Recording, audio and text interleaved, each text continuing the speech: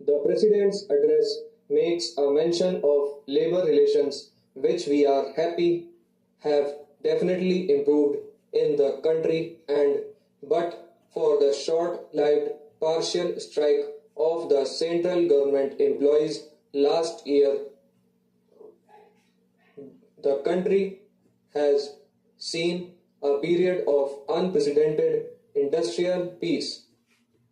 It must, however, be mentioned that this industrial peace and achievement of the country is not based on a proper distribution of national income. It was with a view to giving the labor of the country, the working people of the country, a share in the rising national income that the 11th plan provided for the appointment of wage boards for certain industries. It is a matter of not a little disappointment that wage boards were set up only for 3 out of the 8 industries for which they were provided during the 10th 5-year plan. Labor in the country has helped a great deal in achieving the industrial progress of which the President has correctly made a mention. It is the hard work, discipline, and enthusiasm of the working people which is responsible for the improvement in our economic situation, of which a mention has correctly been made. It is this section of the working people of our country which has unfortunately not shared the gains of productivity, which has not shared the gains of improvement in the economic life of the country.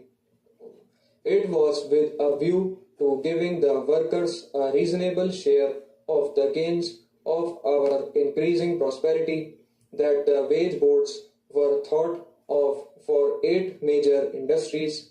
The workers in the country are disappointed that only in the case of sugar, cotton, and cement industries, wage boards were appointed, and these bodies finished their work during the 11th plan period. That disappointment is further accentuated because of the fact that the employers in the country have not readily and enthusiastically implemented the unanimous recommendations of these bodies, which were tripartite in nature, in which the employers of the country were also represented.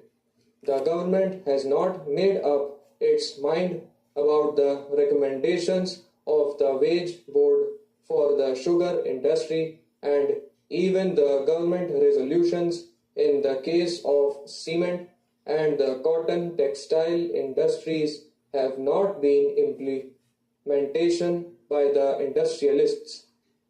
It is a matter of great disappointment. It indicates that the people